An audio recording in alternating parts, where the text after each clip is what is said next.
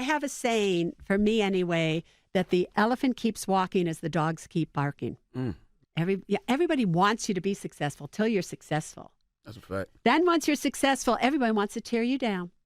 They want to tear down a performance. They want to tear down what you said. They want to criticize you here. They want to find a bad thing to say about you. So you got to just keep walking. And your self-worth has to be strong enough that when everybody's trying to attack you, because they want to be you, and the only way they can be you is they rip you.